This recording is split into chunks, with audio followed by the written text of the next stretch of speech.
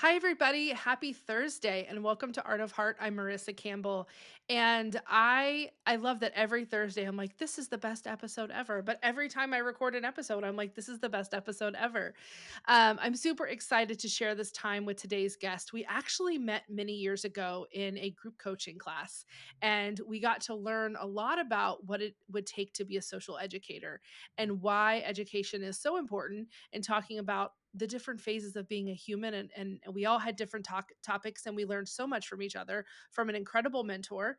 And so I reached out and I was like, hey, I totally love your story and I would love for you to share some of your hearts on our podcast. So without further ado, Zoe, tell us more about yourself. Yes, thank you so much for having me. And I'm looking at your last name and I'm like, oh, that's my maiden name. And I remember when I was in the Army, which is a part of my story. I'm a U.S. Army veteran. And I remember being a Private Campbell. And they would say, good. And then the drill sergeants would be like, ooh, that's inappropriate. We can't say that. So, Campbell, yes, is my maiden name. So um, my name, Shariga Tanae Moore. Especially if you see my mom, make sure you use Shariga. But in a lot of places, you will see Zoe. You'll see that on LinkedIn. You know me as Zoe. A lot of my clients know me as Zoe. I went through several different transitions in life where, when I was fresh out of basic training, somebody said, what's your name? And I said, Zoe. And it came from me doing spoken word where I was, doing poetry on stage, and somebody said, every time you speak, I'm in your zone of energy. So I go by Zoe and not Zoe. As I said, I'm a U.S. Army veteran. I served 12 years in the Army. I had several different military operational specialties, or MOS is for short. I was a combat photographer. I was a surgical assistant. I went to Iraq twice as a combat photographer. So in this lifespan of 45 years, I've done a lot of things, and the Army just really shaped who I am. It exposed me to different cultures, different people, all different ages, discipline, and things like that. So at 12 years, I had to make a hard decision. My son was 10, and I wanted to be more part of his life. I was honorably discharged.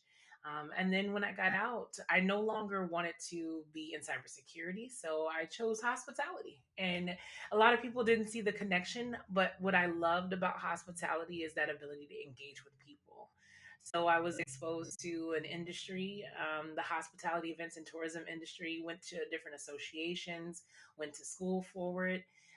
And just being in those spaces allowed me to see how vast the industry was. And over a 10-year period, I started my business, became a consultant. And so now I am a strategic equity, diversity, and inclusion consultant, pulling a lot of the work and training that I use in the military as an equal opportunity representative into the work that I do now to help organizations develop strategy and have hard conversations about how to manage conflict and incorporate belonging and inclusion into their work environment.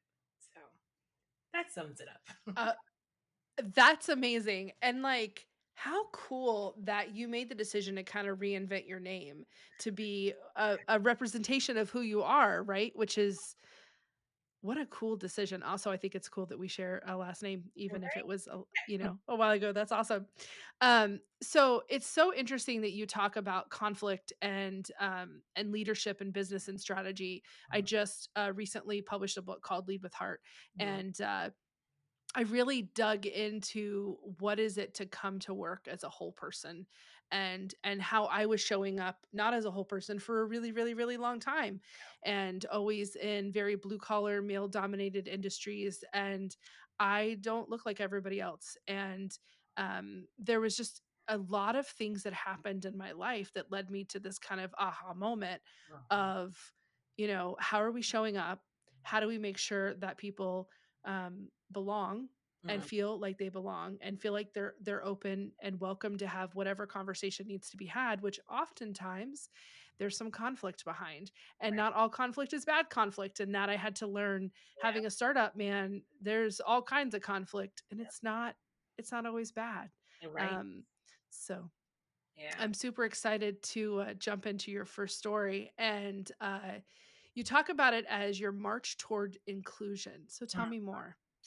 Yeah, when you were, asking me to share these stories, I was like, "Ooh, I get a chance to reflect." And I am that person. I love to reflect what lessons did I learn. And so my march to inclusion, as I said, being in the army was central to my life, and I was thinking about the ways in which the work that I do now is connected to the time that I was in service. And I was in like 2000, well, so 1999 all the way to 2014. And something that's significant that happened, many things, but one in particular was when Don't Ask, Don't Tell was repealed. Mm.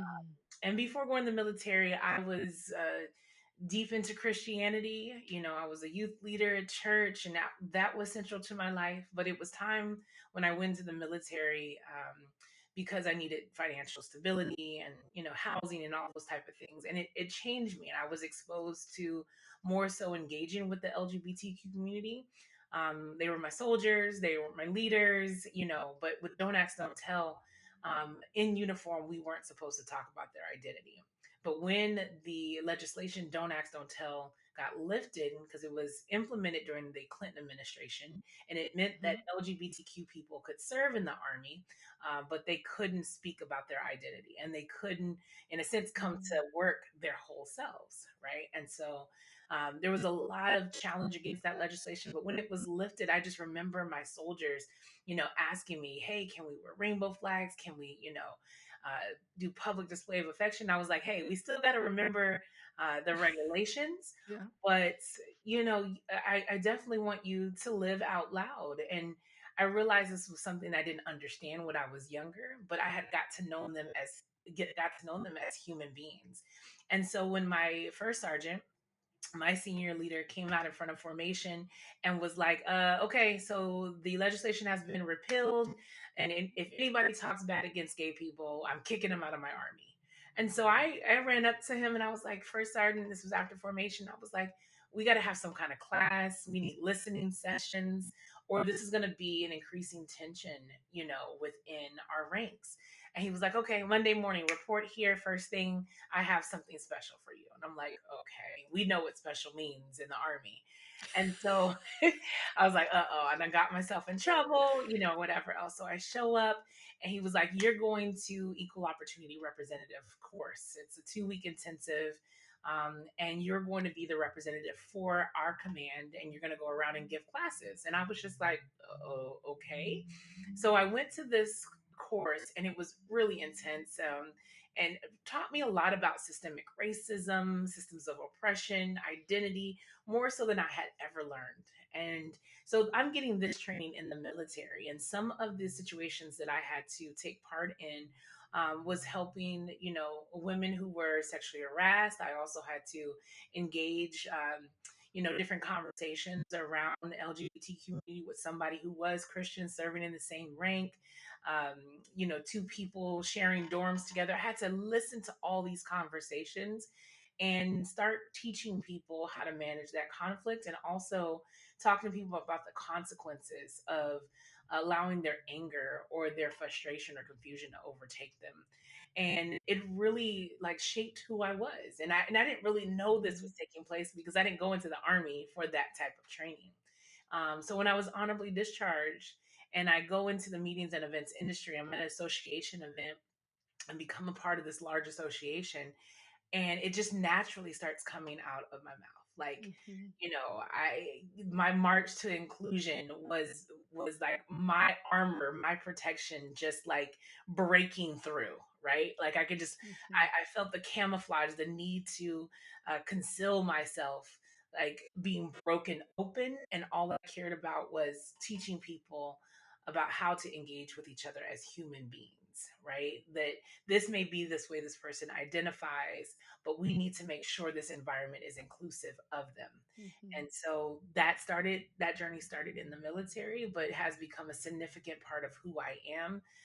The way that I engage people in conversations, whether that be on social media or on stages between clients, is that at the center is equity, diversity, and inclusion. And I say this: when inclusion is the behavior, equity is a strategy, then diversity will be the result. And that focus on inclusion being a behavior is that we have to challenge our biases actively to Mhm. create inclusive environments, to create equitable environments.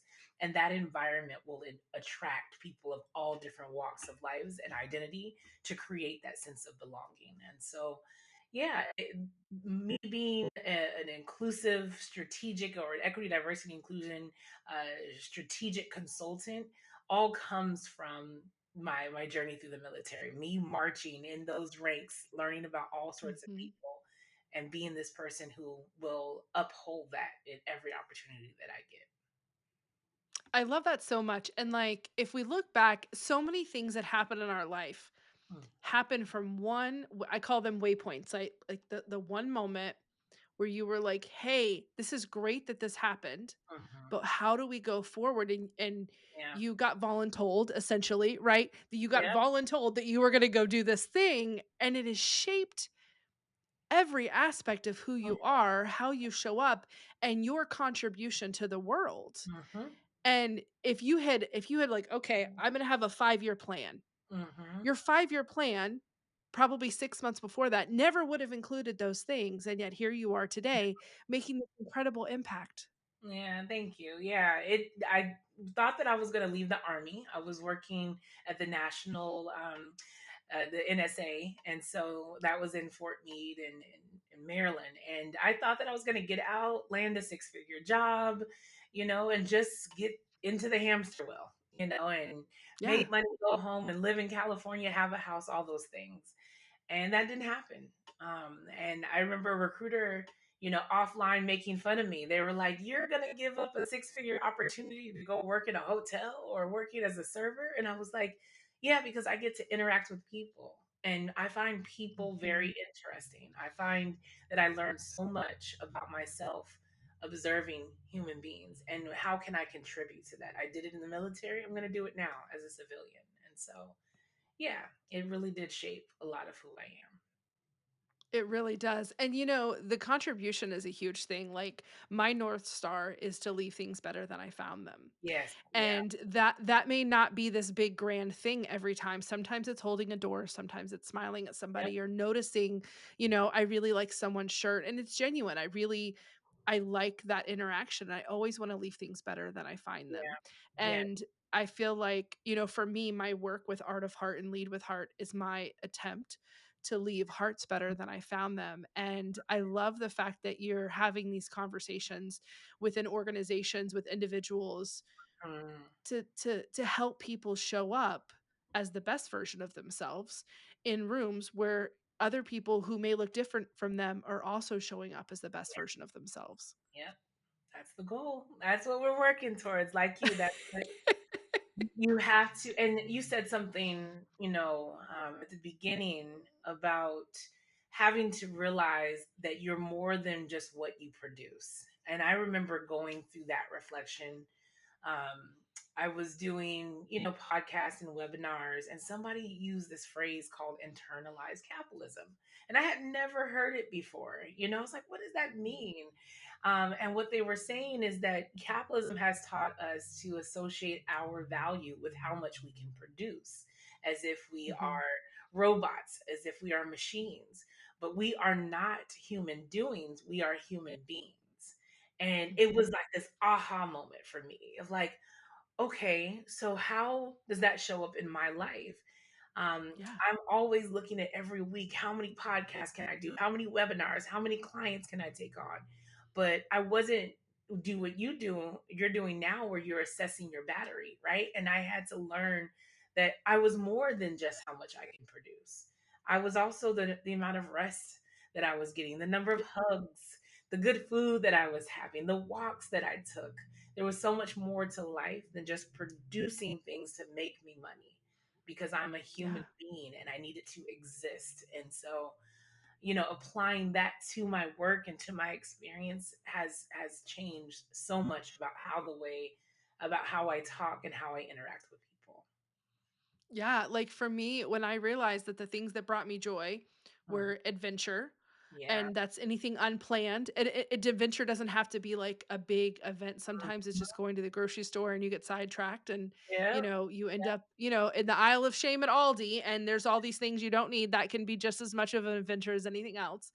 Wonder, so think fireflies and rainbows and like I was on a cruise this past week and I saw the most incredible rainbow. It was like a full rainbow, but Mm, then there was two extra colors on the bottom and none of us had ever seen mm, anything that stopped, and we were like the whole back of the boat was like, "Why does it look that way?" We were just in awe of the yeah. wonder of this rainbow. Oh my. And then, genuine human connection, and I explain it all the time as, like, the Avatar. Have you seen the movie Avatar? Mhm. Mhm. So Yeah. the avatar moment where like the horse and and the avatar kind of become one and they Mhm. can feel and sense each other, and that when I truly believe when you make a genuine human connection, Yeah. even if it's just a moment in passing, you Yep. have this shared energy, the shared moment. Yeah. And so when I figured out that that is the lens and the way in which I'm moving through the world now, Mhm. I still work really hard at my job and I still am building a business. Mm. Um, but what I'm counting are those things. Yeah. Those are the things that I'm counting towards my success or my happiness in life. Right. What does it say? Don't count the moments, make the moments count. Yeah. Right? And I was just sharing that with a friend, very similar to what you were saying about even if it's just a moment in passing. And I just imagine us living in this energy field, call it the universe, call it whatever you need. But when you do interact with people, whether that's a season, a reason, or a lifetime, it serves a Yes. purpose. You can extract from it a lesson, something that you were supposed to learn, a seed that you were supposed to plant. And the other night I was thinking about my love life, right? I've been married, and with my son's father, we had him, and he's an amazing child, even though he's 21 and it's time for him to make the next steps, right? But we've had an amazing mother and son relationship, and we're always growing and evolving. Or my love life when it comes to new romantic relationships now. Instead of reflecting on what I don't have, I think Mhm, back of the moments that were amazing. The mhm, the different cruises that we went on together, the different adventures that we went on, the different meals that we had when that song connected for both of us, and mhm. reflecting on those memories and making those count and how they did count. And just because they're not active in my life now, it doesn't mean that I didn't have it, that I didn't Correct. enjoy it. And so it's reflecting on it from a lens of gratitude. And it really does shift your perspective. When you're like, oh, I Yeah. should be married, I'm 45, I should be, should. And it's that word that often gets us in trouble instead of saying, what I do embrace is those moments of joy and happiness and peace of mind that I did have, and that how that builds who I am and is a brick to the overall Mhm. building of me, So, yeah. Absolutely, and I'm a huge, season, reason, or a lifetime person. Hmm. I had experienced a lot of loss when I was young, Hmm. and, I had a best friend who passed away, and she had 4 kids, Hmm. and, it was a very hard time of my life, and I was actually giving her eulogy, and Hmm. somebody had said to me, just a few hours before, and I was like, "Wow, this is such a hard thing," and they were like, "You have to remember that she was in your life for her lifetime." Yeah. And this was a season for you. And that's one of those things that and I'm still learning that Yeah. relationships come and go and Yeah. it's okay. But in that moment, it really made sense to me. Mhm. And I've always thought of things through this lens of, is it a reason, a season, or a lifetime? And sometimes the lifetime isn't ours. And Mhm. that's hard to capture Yeah. in those emotions as well. Yeah, it is. And I think this right here for me, I remember, I'm not a Christian. I don't identify as a Christian anymore, but there's some very foundational things. Again, those seeds that were planted in me, and why it was important in becoming who I am. There's something that was always said in church where two or more are gathered, there he is Mhm. also. So whoever that he is for anyone, whether Yes. it's creator, whether it's the universe, I do to this day believe that when this conversation, this exchange right Mhm. now, right? that you mentioned the random person that you met on the cruise who might have been the person serving your drinks or behind the bar, or that random person that I met in the grocery store, and you just there's a spark, right? And you have Yeah. this deep connection. That there's something that's happening in the universe that needs to happen in order for it to continue, right? Like you needed to be here in this moment. Somebody Yeah. needed to see you having the conversation.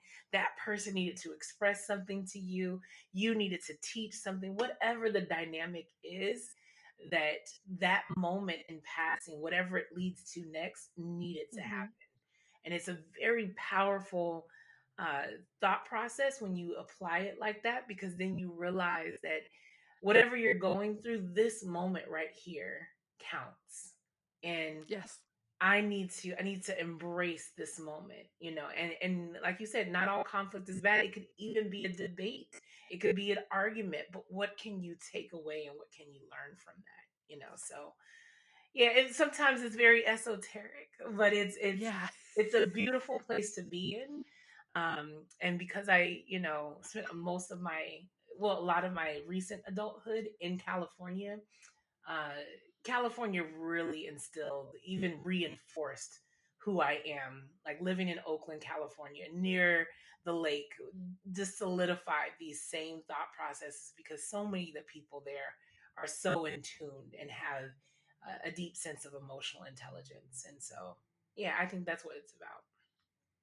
I think it is too. Hmm. So before we go on to your next story, I'm going to have you describe what your heart looked like Hmm. during your march towards inclusion. You did a beautiful job with your words, and I can't wait to hear them. Yeah. So the first heart that I shared with you was, as I described, I was in the military wearing armor. So there's a crack in that armor. Usually, armor represents that facade of strength. But then when it cracks open, you know, you think of armor being this solid, metallic, hard material. But through that crack is a glow, what is trying to break through, that you're still strong, you still have on the armor, but as that glow breaks through, it's revealing a deeper part of yourself. And so the color of the heart is a deep bronze, which is my skin color, like a hazelnut brown, and that is me. It is my heart that's opening up. That fractured crack in it has a warmth, a gold. Gold is also something that we see as valuable, but gold is also that warm sunset like color and symbolizes strength. It symbolizes transformation. And then when you think about light breaking through, or you think about a caterpillar that is evolving into a Mhm. butterfly, they have to break through, they have to go through that shell, and it's resistance, and it's that resistance that strengthens their wings. So that's how I see that breaking of the armor. And then, when you think about armor, you think about the person who's wearing it has to both have courage, Mhm. selfless service, compassion, and developing a heart that learns to beat for everyone, not just for yourself. Yeah. But to open up your heart is to realize that the world does not center around you, but that you have to center yourself in order to be someone who is a beacon of light or a hope for people, that they feel value, seen, and heard. And so, yeah, Mhm. that's that bronze heart with the crack in it that shows you that I'm perfectly imperfect, and I'm just Mhm. trying to spread that warmth, of wealth of knowledge and emotional intelligence and critical thinking. So, I love that so much. We've had a lot of guests so far on the podcast, and when they talk about that breaking of armor, and there's been several, there's always something underneath that is a brighter, better version of themselves. And I think sometimes when we're in these moments that are hard, right? Or even the aha moments, we forget that that crack is, like you said, imperfectly beautiful and imperfectly you. And that's part of this journey and this human experience. And it's okay if it cracks, and you never know what amazing thing is going to come out on the other side of that. exactly, because that armor is heavy to carry, and Man. it is a weight. Yep. emotionally laborious, as I like to say. So, yeah. Yep, that's very true. So your second story is about finding your voice. Hmm. And I think a lot of us have struggled. I'm also 45, and I've thought sometimes I had found my voice. And then through this journey over the past 6 months or so, I realized that the voice that I thought Hmm. was mine speaking from a lens of what I could produce or provide, not from my whole authentic person Right. lens. And so I'm so excited to hear about how you found your voice. Yeah, it was the very first time, and I reflected on this experience when I did a keynote at the Pure Michigan Governors Conference. And the lead up work to that was a speaker coach telling me to reflect on my story. And so as I'm reflecting on my story, I think all the way back to junior high. And um, I was thinking about being in this choir class. And I remember the professor or the teacher's name, which is not important right now. And it was Black History Month. And, I went to predominantly white schools in California. My high school had 30, my junior high probably had 12, Black people. And so we were a minority within that school. And so Black History Month was something that was mandated for the school to celebrate, but it's celebrated in a very generalized way. Martin Luther King, Mm, Rosa Parks, everything is better now, very general. And the teacher said, well, we're going to celebrate Black History Month. And he was like, let's think of a word that we want to talk about. And he said, let's define the word, the N word. But he said the word. And he said, hey, Shariga, again, hadn't acquired the nickname Zoe yet. He said, hey, Shariga, why don't you tell me what the N word means? And I knew it was a slight, and I just, I couldn't articulate it then. And so in that moment, I said, sure, I'll tell you what the word means. You are an N word because the word means ignorant without knowledge. And therefore, it applies to you because you don't have the knowledge of what the word means. He said, I'm not Black. Get out of my class. And people in the class looked at me. There was a little bit of laughing, there was a clapping, there was this, I'm in the eighth grade, and I mhm, go to the principal's office because I'm in trouble. I tell them what happens, and it ends up being like center stage news that I spoke up in class. And so when my speaker coach had me reflect on that, I started reflecting on all the moments that who I am now as a strategic equity, mm, diversity, inclusion consultant came from different life experiences, came from that eighth grade moment, came from me being Black Student Union in high school, came from me being in the Army, going to Iraq, learning about other religions and learning about different people and how wonderful people were. And even if they weren't Christian, learning how to talk to a professor who had moved back from the States to all these stories and experiences. mhm, And so when I got to that keynote for the Pure Michigan's Governor Conference, and that speaker told me to reflect on that stories, that's what my keynote was about.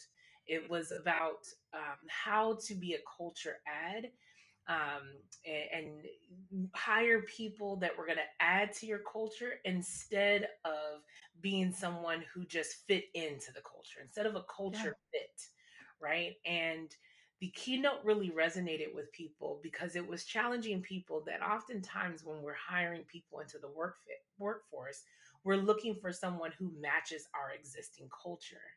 And I use my story about how my differences, my being different as a woman, being different as a color of my skin, being an Army veteran, I use all those ways that I was different to show that now, if I'm hired into the workforce, I can add value to the culture because now I'm going to look at that work project through my perspective. I'm going to contribute to that event or to this situation, this particular conflict through a different lens. And that is the Mhm, value of us being different and to not be afraid of it.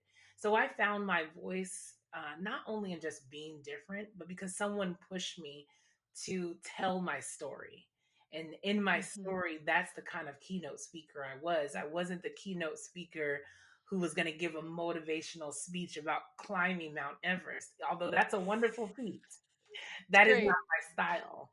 And my style Yeah. was reflecting on my story and also using a poetic flow because I once was a spoken word artist. So I took pieces of me, and shared that with the audience, and it was a profound moment for myself and for those who were present. So yeah, that is So, experience. you think about the woven human experience, right? Like you are pieces and parts of all those things. And although I what happened in 8th grade is not what should happen to any child in 8th grade. Mhm. Um you were able to take that. It was a waypoint in your life for sure. Yeah. Reflect on it and share and create a profound moment Mhm. for the people in that room. And I think sometimes um we don't talk about those things that are hard. We don't talk about the times in our life, whether it's something awful that happens in a classroom or it's a really hard time in our life through loss or through loss of, our own identity, like not knowing who we are and who we're supposed to be and how we show up. We don't talk about those hard things. Right. And we don't talk about them. i- it's not good for us and it's not good for the community because the community needs to hear these stories. Yeah, yeah. Our whole and our true self, when we think about, like, you asked me at the beginning, like, how are you doing? And our initial instinct is like, oh, I'm perfect, everything's fine. And really I'm not. I'm in a place where, yes, I have my basic needs met, and I'm grateful for those needs being met. Roof over my Mhm. head, food in my stomach in a time where people are not even sure if they're going to be able to feed their household, right? I have a car and gas in my car. I have those needs met, and I'm grateful for those things. But in the midst of this political climate and tension, everything happening around the world, the level of uncertainty is frightening. And so when somebody asks me who or how I'm doing, I want to answer genuinely, so that also gives them the moment and the space to be genuine as well. It gives people the permission to say, yeah, you know what? I'm not doing well either. And even in the midst of this pain, tribulations, and trials, we can find that glimmer of hope in our conversation, and not have to hold up some facade that everything is Yeah. fine. We don't have to be placid. So yeah, I Yeah. love opportunities to be human because that's what we are. I'm a human being. Yeah, and you're having a human experience. I wrote in the book that when people would ask me, because when I was burned out, it was really bad. I was still a high performer. I was still doing better professionally than I had ever done, but on the inside, it was dark and bleak, and I wasn't okay. And I got really frustrated. It was my least favorite thing that would happen. Like, oh, how are you? I'm like, oh, I'm fine. And I was the I'm fine girl. And the truth is, if I had a really good day and something amazing happened, I didn't want to share that really amazing thing because I didn't want to seem like I was gloating or I was being boastful when things were not great. And then when really hard things happen, I didn't want to be viewed as negative. I was told several times, "You're being so negative." Well, things were negative. Like it wasn't good. And I found that and also I could have this and that moment so quickly. Like I could have something amazing that was happening at work and then something terrible that was happening in my personal life at the very same moment. And I was so conflicted by how I was showing up and what the word I used was. Um, and like a few weeks ago, it was last week. I can't believe it's been only a week. And there was in all of this stuff going on with SNAP benefits. And I was really upset. And I feel very strongly that basic human needs are basic human needs and we should meet them, and that there's absolutely no reason why this is even in question. And I was really frustrated, and I found myself asking people like, "Well, how do you feel about this?" And everybody's like, "Well," and I was like, "No, that's not how I feel." And I was going on a cruise, right? And I was like, I felt really I was like going on a cruise with my mom, and I'm like, I'm getting on a cruise with my mom and my two best friends, and there's people who aren't going to be able to eat. And so I was like, "Okay, what can I do?" And I donated to Harvesters, which is not the point of the story, but the point is that I felt like there was something I could do, and so I did. And so in that moment, I'm excited I'm going on a cruise, and I'm horrified that basic human needs are not being met. I Yeah. can be this and that. Yep. Yep. There's we are multi hyphenate. We are multi layered, right? And even through in a 24-hour period, I remember reading somewhere somebody saying if you're expecting to be happy for 24 hours, that should probably make you want to go to the doctors because to have a mood where you're just always joyful, you might have an imbalance there as well. And on the human experience and in a day's time, our emotions, our hormones, and the way that our systems work, they fluctuate. And that's who we are as people. We fluctuate, you know. Sometimes we feel like being around people, and other days we don't. And to check in with ourselves, or like you said, I love that checking my battery, is to check in with myself and say, no, today I want to be in pajamas and I want to be under a blanket. Or tomorrow I want to be outside running in my favorite tennis shoes. And that's okay. I'm multifaceted. So absolutely. We can be this and that. So when you shared your heart Hmm. for your second story, which was a really hard story, and you turned it into a beautiful experience, but a really hard story. Share Hmm. with me what your heart looked like. Yeah, I use the material glass. Glass is so symbolic, right? It's you think of glass being like glass menagerie, the ornaments that we use. They're so beautiful to look at, but they're also very Mhm. fragile. And so, Right. I wanted to create a heart that was a the microphone that centered a microphone because it represents me finding my voice, but that glass also representing this reflection that needed to happen for me to find my voice, to be able to use it on the microphone. And inside of the glass is, you think of a storm, even a storm in the way that's not like that of Melissa going after Jamaica, but a storm of just multiple elements swirling in and of itself. And there's all kinds of colors, deep blues of the ocean. There's amber colors. Again, me getting, getting reinforced and strength within my identity, which was something that as a child I didn't have because I grew up in very white Mm. spaces, and I had to learn about my history as a black woman and being a part of the black community. And I learned about myself in very hard ways. First I was being taught from someone who didn't look like me. And then I went to an HBCU, but that all gave me the opportunity to reflect. And so that glass represents fragility. It also represents reflecting, like the glass that we're being able to reflect in when we're looking in the glass that we're holding or looking in the mirror. Um, Mhm. there's also in the colors that are swirling crimson. Red is when you sacrifice something or something breaks. You could bleed from it, but bleeding, as we used to say in the army, is a sign that you're alive. And so all those colors Mhm. as a swirling of courage and power and truth at the helm of the microphone.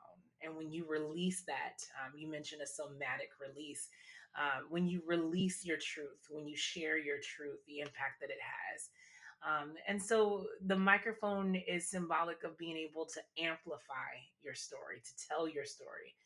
We say now that silence is complicity, right? And so the microphone is that symbol to turn on the mic and to tell your story, tell your understanding. And sometimes as you're talking, you also find clarity. And we Oh use yeah. the same analogy with glass, the purity of the glass or how the glass is made. You get to look through it and have clarity. And again, speaking and also recognizing my fragility in certain areas, or being fragile um, but powerful at the same time, has allowed me to develop emotional intelligence and really have some self-awareness and to manage my emotions, to have social awareness, and to be able to manage those interactions and encounters. And so yeah, the heart is just a glass heart that centers a microphone, and inside of that glass is just an array of colors and diversity and experiences and things happening and unfolding and ever changing. So All the things that brought you to that moment. all the things that brought me to that moment, and every time I come to the microphone is realizing this is an opportunity to speak my truth and speak truth to power. And that while not everybody in the room will resonate with it, it will plant a seed and it will Yeah. resonate with those who the message is for. But it's my story. So, yeah. And that's the whole reason why I started this podcast, is because there are stories that need to be told and people who need to hear the messages, Mm, because we think so often we forget that this is a chapter, right? Like, and or there's a peak and a valley and it's going to change, and yeah. and there's a feeling like there's no way out or there's nothing better. And um being able to share your whole story and Hmm. show up as your whole self and be all those things is, I mean, I think it's what we're here to do. I think that's what we're here to do.